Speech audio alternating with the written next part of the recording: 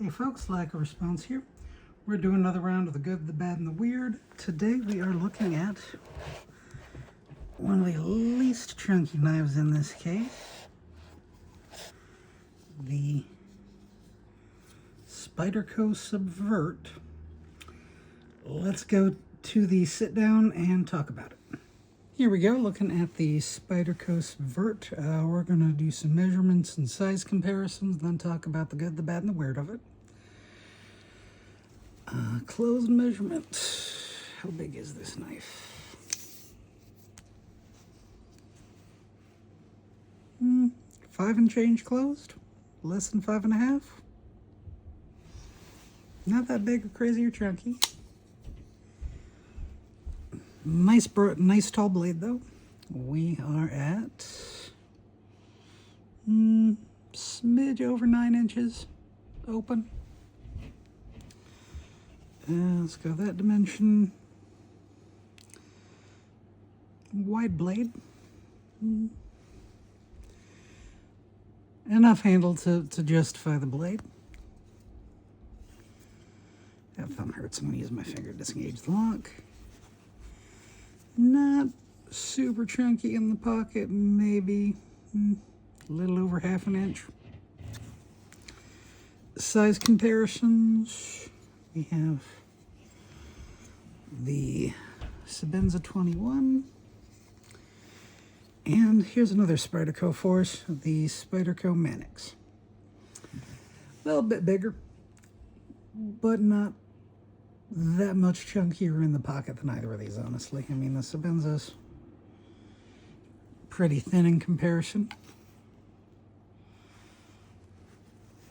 Manix is kind of a little thinner, but it's not that much of a chunker, actually. I remember a time when I thought this was, and then, well, you've seen some of the other reviews in this series. So, good, the bad, and the weird. The good, nice action. It's got that Spidey hole opener that is so nice. Shake it shut pretty easily. I'm pretty sure this one's on bearings. Can we tell by looking at it? No.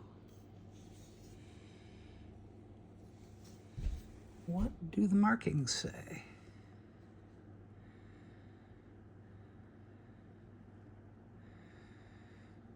CPM something.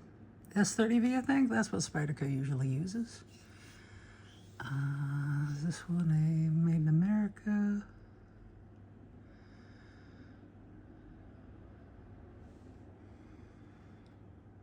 Nope, that's a Taiwanese one. That is no trouble at all, though. But good. That's a big slicey blade, not too thick. Easy open, easy action. Easy access to the liner lock. So if you want to come in and disengage with your index finger, or if you have a thumb that's not injured and you want to come in and disengage with your thumb, you can do that. The bad. I have no gripes about this knife, really. Mine, as you can see, had some scuffs. I don't know if the corrosion resistance just is not as great on this blade steel, or if I just did not do a good job taking care of it. It could go either way. But I had some corrosion spots and had to grind them off using a sharp maker stone, essentially. But it went away and there's no more corrosion, so that's good. The bad, no gripes. Nothing wrong. It's got a pretty, I mean, the pocket clip's a little boring, but that's not really bad. That's just kind of a standard Spyderco pocket clip. They may as well use the standard.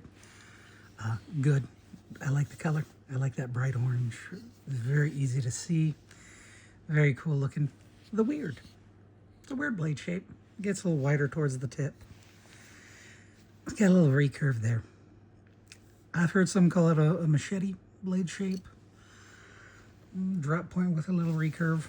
Whatever you want to call that shape. You tell me in the comments what shape that is. Yeah, no gripes. It's definitely a solid pocket knife. If you see these out there for a good price, definitely pick one up. Thanks for tuning in. Stay tuned tomorrow for another round of the good, the bad, and the weird with a different knife.